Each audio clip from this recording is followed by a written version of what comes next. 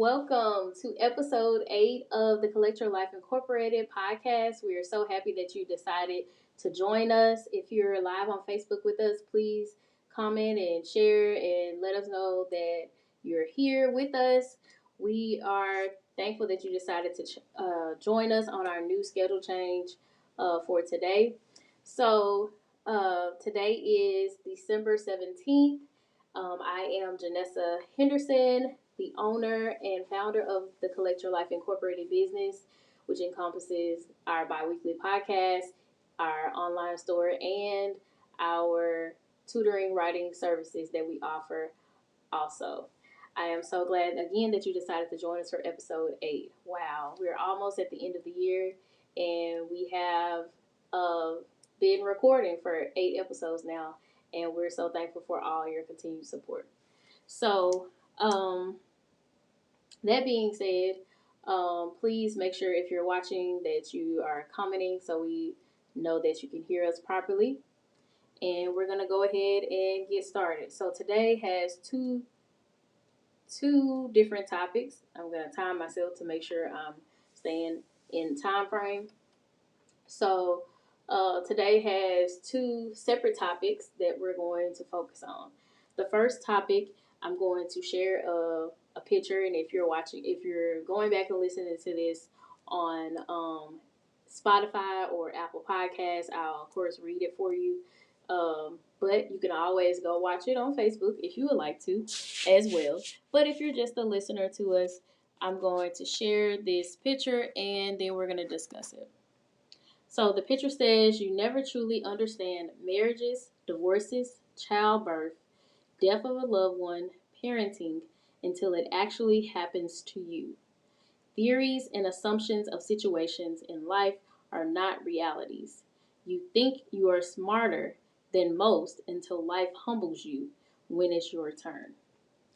So this resonated so well with me because this is something that I have been dealing with personally. Um, so many times people have opinions on things in your life or just life in general. And of course, sometimes it's good advice, sometimes it's great, but most times they haven't experienced what you've experienced or the way you experienced it. That's what we're going to delve into. So let's go into the first thing. For example, me as a teacher, I've been teaching for 10 years, certified educator in the state of Tennessee. I did not have my child until 2019. So prior to having a child, I could empathize or see how a mother was, but until I had a child, I could not actually know what motherhood was or how like that looks like or the protection of a child looks like. Until I got divorced, I didn't know what divorce looked like until I was in that process. Not saying when I got married I was looking for a divorce. I wasn't. So, a lot of times people like to insert their opinions on things and how you should react to things. So, again, if you're just tuning in with us, we were looking at an image, and I'll put it up again, that says you'll truly never understand marriages, divorces, childbirth, death of a loved one, parenting until it actually happens to you. Theories and assumptions of situations in life are not realities. You think you are smarter than most until life humbles you. Life has a way of humbling you. For me, childbirth was um, a traumatic experience. Just a short bit of the experience, I had preeclampsia. So I left a doctor's appointment, routine doctor's appointment, to go to the hospital because my blood pressure was 140 and it was too high. Then the fluid of my baby was low. I'm also a diabetic. So my doctor was like, no, you're going to the hospital. So I was like, what, does this mean I'm having my child soon? And they're like, yeah, she's coming. Your fluid is low.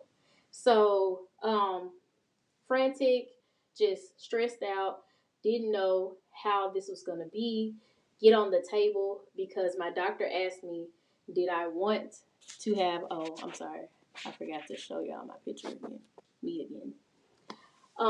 because my doctor did not, he wanted me to make the decision about because it's my body. Do you want to be induced? Do you want to have a C-section? And so I prayed on it real quick, like a quick prayer, and it was answered like, you need to have a C-section. And thankfully I prayed, thankfully I did do that. So I'm on the table. The C-section was scheduled for 2:30 the next day. However, if my blood pressure kept rising, he was gonna have to C-section me then. But it was still considered an emergency C-section because she had to come out. So they kept monitoring her and everything. And so she's cut, she's gone, she's out. And then after she's out, I'm still laying on the table 2 hours later. And during this process, I'm hearing my doctor say that I'm not giving her hysterectomy.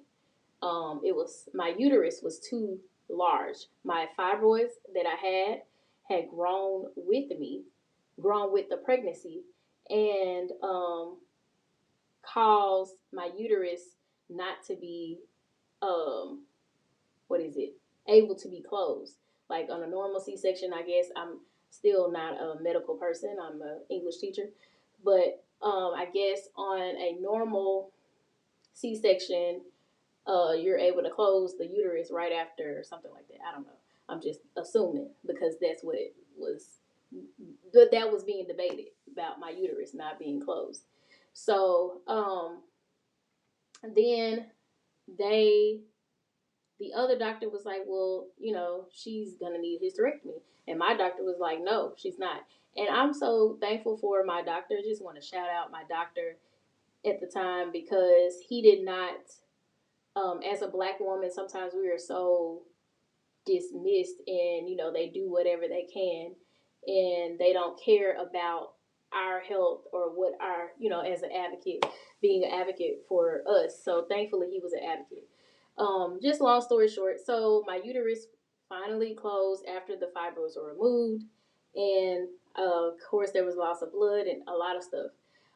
So I didn't understand childbirth until I actually went through it myself.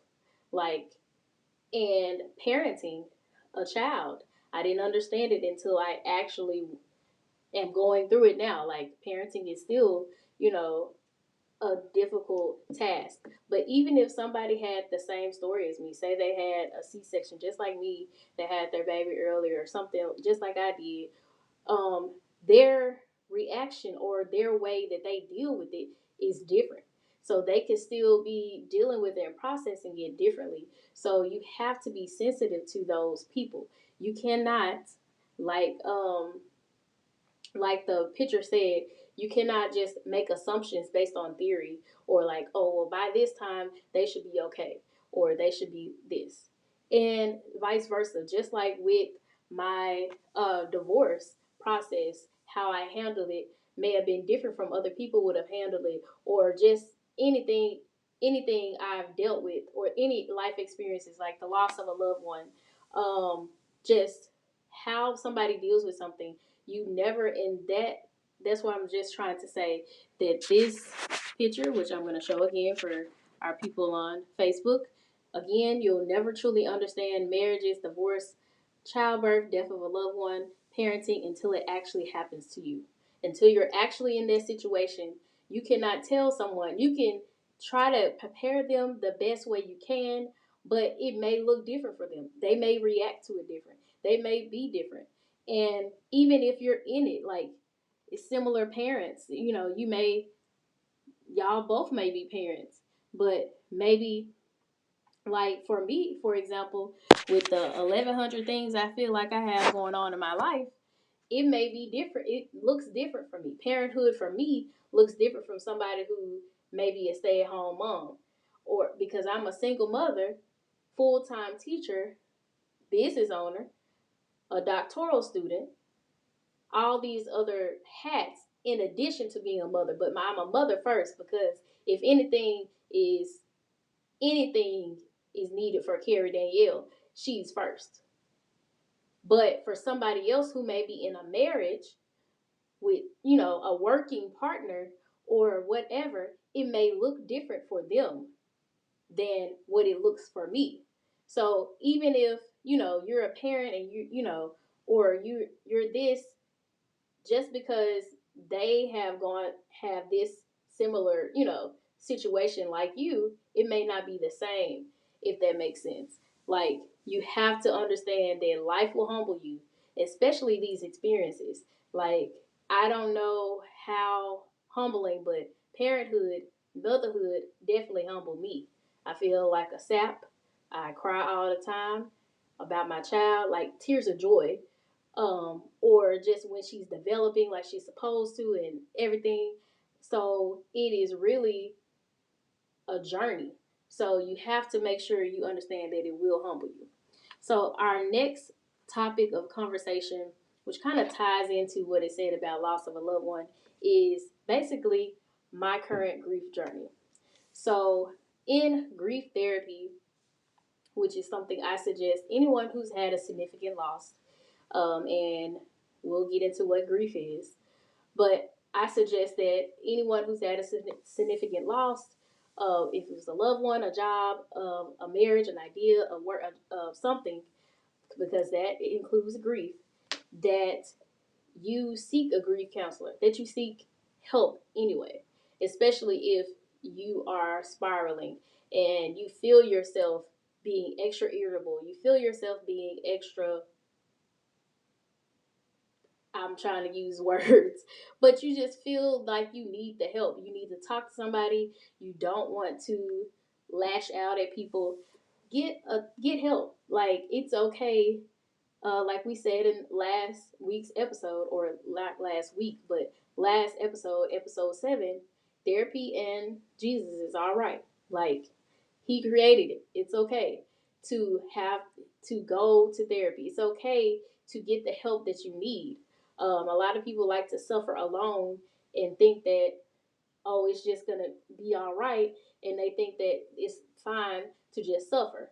No, like, these things were created for you to get deliverance and therapy. So I started grief therapy after my dad passed. My dad passed on August 31st, 2021, which is this year. So I want to first say that with my dad passing, even though it was expected based on what they were telling us, he was going to be on hospice and everything like that, it still was a huge loss. And if I could count on my finger how many times people told me, well, you were expecting it, so you should have been prepared for it. That's like the worst thing you can tell somebody who's grieving a parent. Because you never are ready for somebody. Like, you're never ready for that void to be gone when you're used to being around somebody or calling somebody. And for those of you who may not know, my dad had dementia. However, he did not pass away from dementia. My father contracted COVID um, at a facility that he was at, treating his dementia, and then he came down with pneumonia, which with complications from COVID. So that is what was the reason. That was what happened. That was why my father passed away, or how my father passed away, not his dementia. And I'll get into dementia too, maybe on another episode. But like, prior to my father um, passing, I was already informed to do a grief journey, just because the father that I once knew was not the same anymore. And I was listening before I got on the podcast. I was listening to some voicemails my dad left me, and they made me laugh, not cry, actually, because my dad was so confused, and it wasn't a laughter like ha ha, it was funny, but it was just a chuckle, like, that was so cute. He thought that I was his sister, and he was like, Janessa, this is your brother. And it was just so cute to me. and I was able to laugh during that. In this grief journey, I will say that it's hard. Like, um, people people expect me, because I'm considered the strong friend, to have it together and just be okay with life. Like, I feel like I'm really big on discernment and everything of that nature, and discerning how people their how people are feeling towards me, and I can pick up on things real quick. And a lot of people close to me thought that I should just be okay, like a month after or a few weeks after, just thought that I should be okay. And I'm like, I felt that, and so I kind of just distanced myself, because I'm just like, well, maybe that means we don't need to be connected as I thought we were. Because if you lost your father, or if you lost a parent, you will understand. And like, even if, like the picture that we were just looking at, even if you lost a parent and maybe you weren't as close, but if you were as close to your parent as I was to my dad, I was a true daddy's girl. I'm a true daddy's girl. And for him to leave, even after having dementia and not knowing me all the time, it still hurts. It's just like, if he hadn't had dementia. So people try to put that in there like, well, he had dementia. He didn't know you. He didn't know you half the time anyway. That doesn't matter. It was my dad, somebody I loved dearly. Like, the first man to really, the first and only so far man to truly love me like Christ loves the church.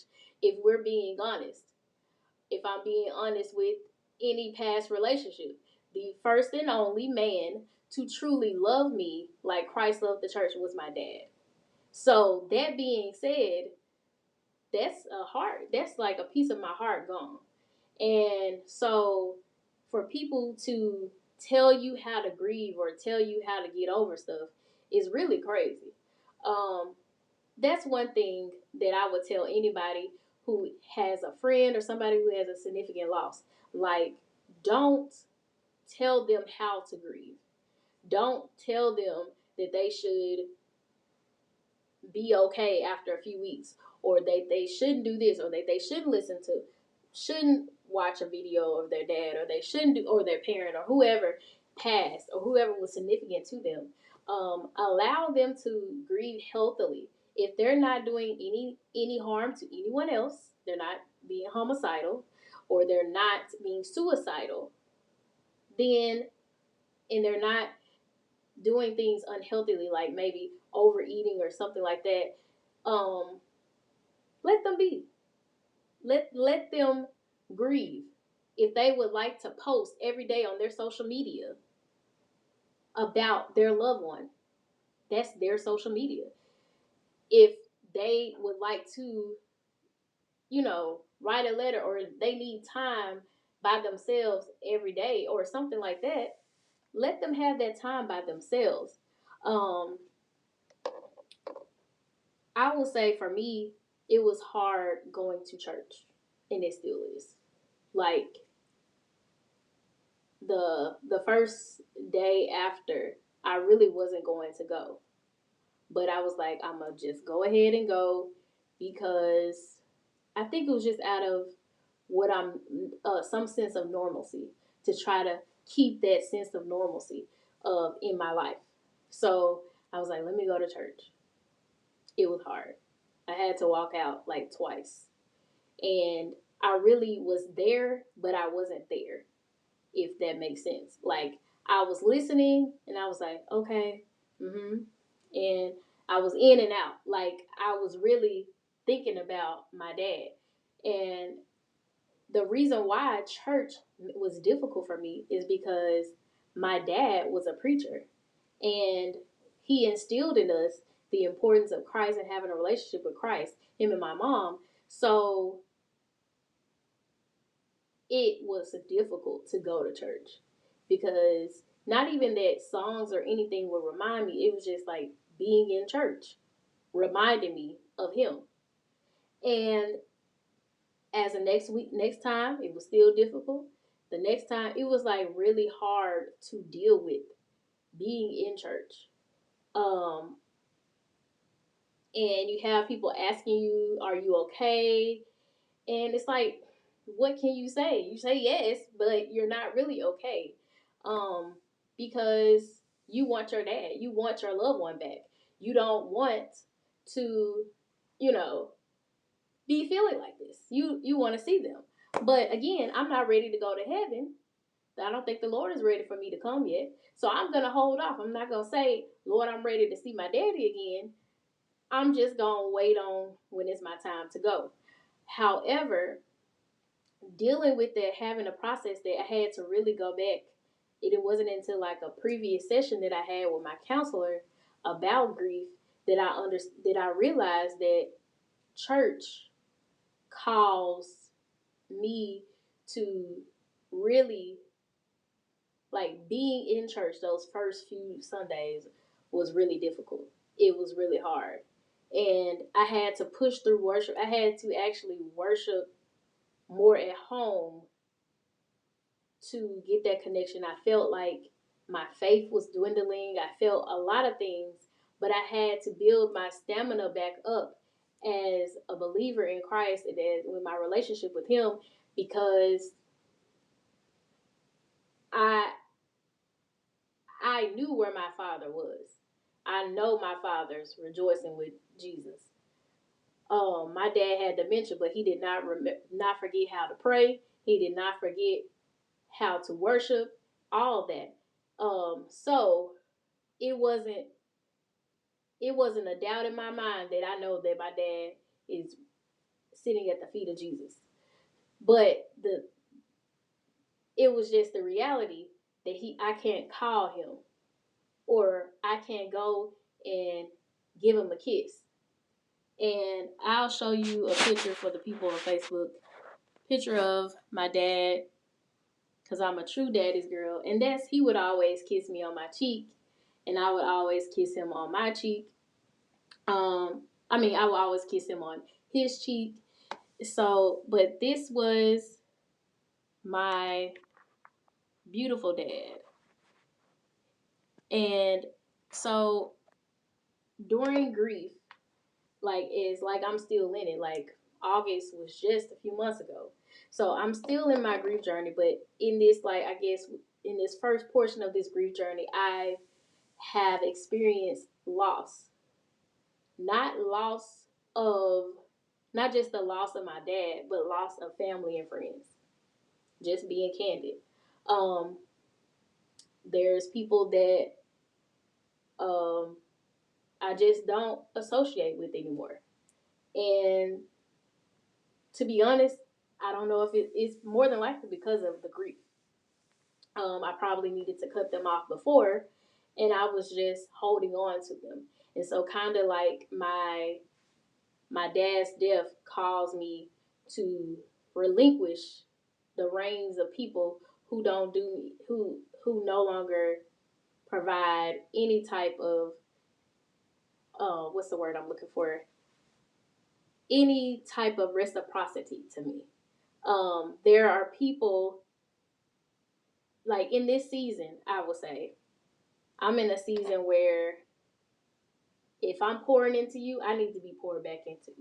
Like, I used to be able to pour into people and then not get poured back into, but this season I can't. I need the reciprocity. Like, I need you to pour back into me. Like, if I'm pouring into you, I need it back.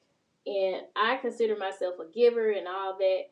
And just uh, I try to be the strong friend, but sometimes the strong friend needs someone to lean on. I didn't have anyone to vent to but Jesus, like, and my therapist, like, that I want to vent to. I didn't have anybody that I could tell how I truly feel, because there was always the stigma or the idea that Janessa has it together. She's the strong friend. She's always there for everyone else. So she can be there for herself. No, that wasn't the case. I was really struggling.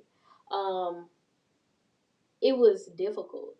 It is difficult. It's because it's not gone over, but it is difficult. And it is something that I'm journeying through as I go through life.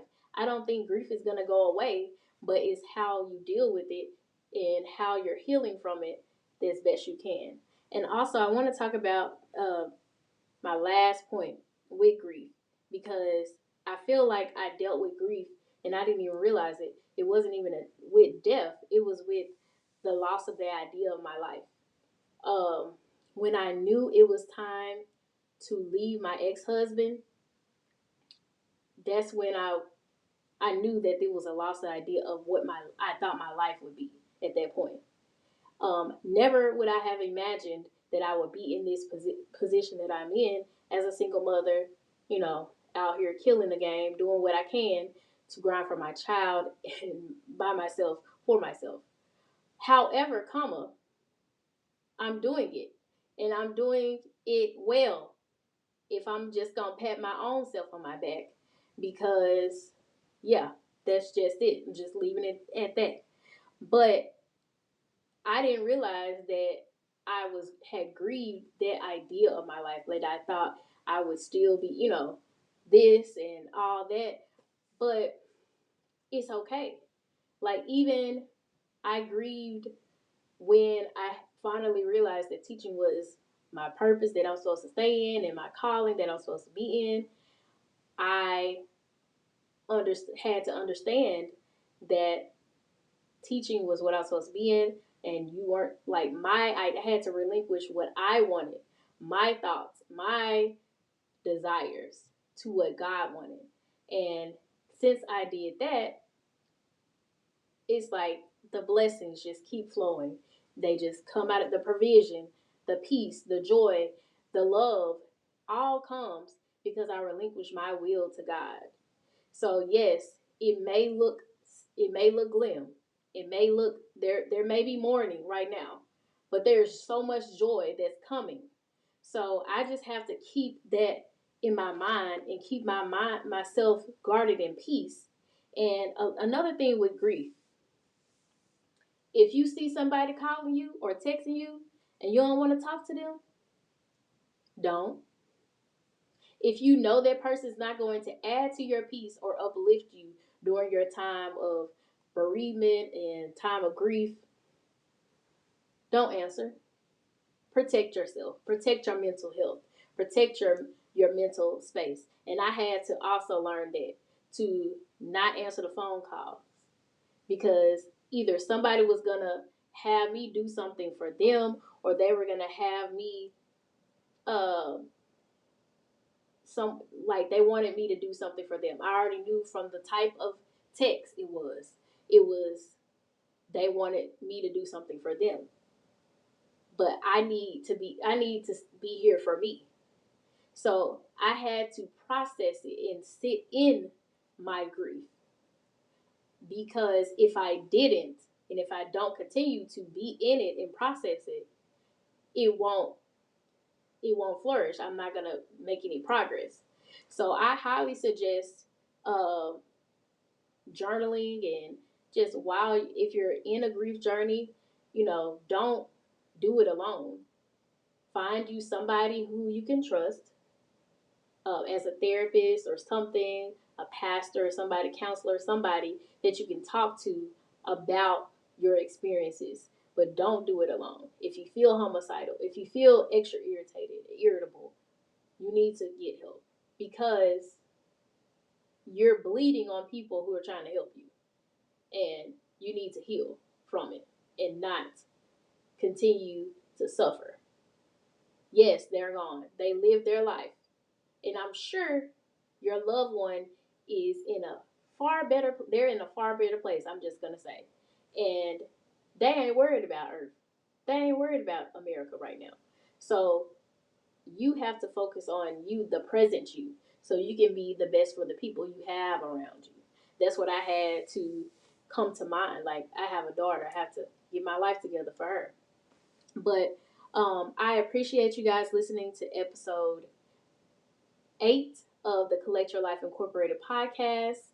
Even if you're catching the replay, we appreciate you. We do have our website, www.collectyourlifeinc.com, where our merchandise, and coming soon on December 21st, which is the birthday of the owner, myself. That's why I have this vintage 1989 shirt.